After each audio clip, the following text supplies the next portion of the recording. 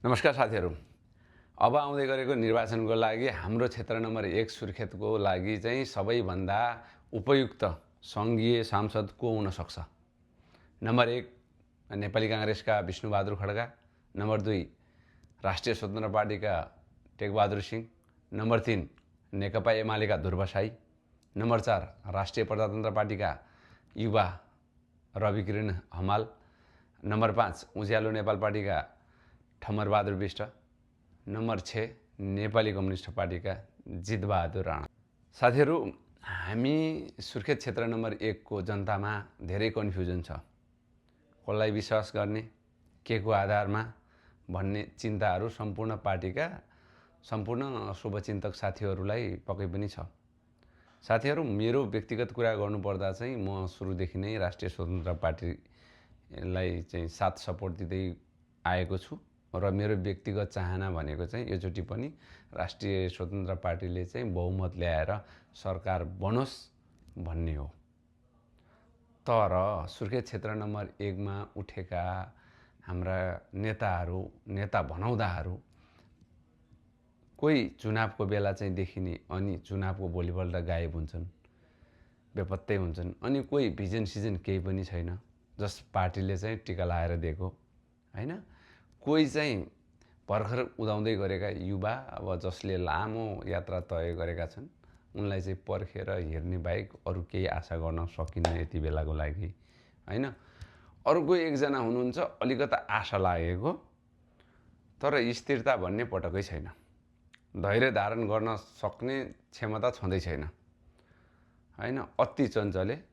अब उहाँलाई त यति भनेपछि तपाईलाई नाम पनि भन्नु पर्दैन, फेरि पनि म भनिदिन्छु। अब उहाँ चाहिँ सुर्खेत क्षेत्र नम्बर 1 को भनौँ न अहिले चाहिँ उज्यालो नेपालबाट उठ्नु भएको छ। उहाँको नाम हो ठमरबहादुर बिष्ट, जो साहसी पनि बेसरी, हिम्मत पनि बेसरी, केही गर्छु भन्ने हुटुटी नि बेसरी, गाउँ गाउँमा गएर चाहिँ जनताहरूको बिचमा रहेर काम गर्न सक्ने ल्याकत नि बेसरी, जनताको समस्यालाई सुल्झाउन सक्ने आँट नि बेसरी, तर कहीँ नटिक्ने यो हाम्रो बिष्टजी चाहिँ मान्छे चाहिँ राम्रो, जनताले चाहेको, तर समस्या कहाँनिर आयो भन्दा ठमरजीलाई चाहिँ साथ दिँदा जनताले यो मेरो पार्टी भनेर पूजा गर्ने त ठाउँ हरायो हैन। यही मेरो पार्टी हो भन्ने ठोका गर्ने हरायो हैन। त्यो भएको कारण साथीहरू, मेरो हिसाबमा चाहिँ अब ठमरजीको पनि राम्रै होला जस्तो लाग्छ कि सोच। उहाँको सोच पनि अब पार्टीलाई किन धर्म जस्तो पूजा गर्ने हो र जतातिर टिकट मिल्छ त्यतैतिर दौड्छु भन्ने हो कि हैन। उहाँको भनाइअनुसार अब अमुक पदमा पुगिसकेपछि मात्रै त्यो ठाउँको चाहिँ विकास गर्न सकिन्छ, त्यो ठाउँको जनताहरूको लागि केही गर्न सकिन्छ भन्ने हो कि, मलाई यसो विश्लेषण गर्दा त्यस्तो पनि हो कि जस्तो लाग्यो। जनताहरूको लागि केही गर्न सक्नु धेरै राम्रो कुरा, तर अहिले हामी सुर्खेत क्षेत्र नम्बर 1 को जनताहरू धेरै दुधारमा छौँ कसलाई भोट हाल्ने भन्ने कुरामा। सुर्खेत क्षेत्र नम्बर 1 मा मैले मेरो व्यक्तिगत मूल्याङ्कनमा साँच्चीकै छातीमा हात राखेर निष्पक्ष भएर भन्नुपर्दा चाहिँ अब कसैले अन्यथा नलिनु, ठमरबहादुर बिष्ट जतिको क्यापेसिटी भएको नेता चाहिँ मैले अरू चाहिँ देखिएन, मैले देखेको छैन। यो चाहिँ सत्य कुरा हो साथीहरू। यो मेरो फेरि नितान्त व्यक्तिगत विचार हो, तपाईहरूको पनि आफ्नो विचार होला हैन।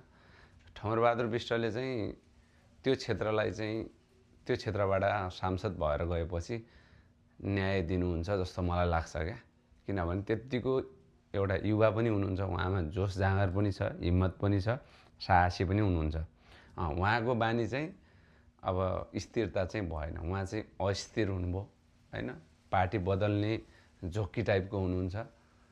अब त्यो चिज चाहिँ उहाँमाथि अब एउटा नेता भइसकेपछि अलिकता पेसेन्स चाहिँ हुनु नै पर्छ, जुन पार्टीमा भए पनि हैन। तपाईँ चाहिँ यदि स्वतन्त्र सांसद उठे पनि जनताहरूले चाहिँ तपाईँलाई साथ सपोर्ट दिन्छन् पनि, त्यो तपाईँलाई पनि आश छ, भरोसा छ। तर तपाईँ मान्छे राम्रो हो ठमरजी, तपाईँको यो चरित्र चाहिँ अलिकता तपाईँले चाहिँ यसलाई चाहिँ व्यवस्थापन गर्नुपर्छ जस्तो मलाई लाग्छ। बाँकी चाहिँ पक्कै पनि नेपाली काङ्ग्रेसको साथीहरू, नेकपा एमालेको साथीहरू, राष्ट्रिय स्वतन्त्र पार्टीका साथीहरू सबैले चाहिँ तपाईँलाई नरुचाउने चाहिँ कोही छैन त्यो क्षेत्रमा। तपाईँ चाहिँ एउटा त्यो ठाउँलाई न्याय गर्न सक्ने र त्यहाँका समस्याहरू लगेर संसद भवनसम्म गएर चाहिँ बोल्न सक्ने ल्याकत भएको मान्छे पनि हो र भोलिको दिनमा अब एउटा राम्रो सांसदको रूपमा हाम्रो क्षेत्रलाई न्याय हुने किसिमको तपाईँले चाहिँ कानुन बनाउन सक्नुहुन्छ भन्ने हाम्रो आशा छ। फेरि पनि म तपाईँहरूलाई साथीहरू भन्दैछु, यो मेरो ठम्बर विष्टसँगको कुनै रिलेसन भएर बनाएको होइन, जस्ट यो मेरो मूल्याङ्कन हो। उहाँ चाहिँ कहीँ न कहीँ राम्रै लाग्यो कि सबैको चाहिँ मैले हेरेँ, आज बुझेँ, बुझ्दाखेरि कहीँ न कहीँ ठम्मरजी चाहिँ अलिकता राम्रो लागेको हिसाबले मात्रै मैले यो भिडियो बनाएको। यसमा चाहिँ कसैले अन्यथा नलिदिनु होला। न म उहाँको पनि कुनै सपोर्टर, म राष्ट्रिय स्वतन्त्र पार्टीको सपोर्टर हो। यदि उहाँले चाहिँ अहिले पनि चुनावको बेलामा अब उहाँको चाहिँ कस्तो खालको एजेन्डाहरू, कस्तो खालको खाका तयार गर्नुहुन्छ, त्यो अनुसार यदि राम्रो लाग्यो भने साँच्चीकै बहुमत ल्याउन सक्ने ल्याकत भएको मान्छे चाहिँ हो उहाँ चाहिँ, होइन। यदि उहाँको खाकाहरू राम्रो लाग्यो, उहाँको रोडम्यापहरू राम्रो लाग्यो, भिजनहरू हाम्रो क्षेत्रको लागि चाहिँ न्याय दिएर केही ल्याउन सक्नुहुन्छ भने त प्रत्यक्षमा भोट हाल्न पनि सकियो उहाँलाई चाहिँ। यो मेरो चाहिँ एकदम मनदेखि नै भनेको साथीहरू।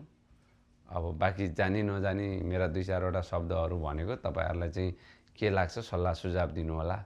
हस्त, नमस्ते।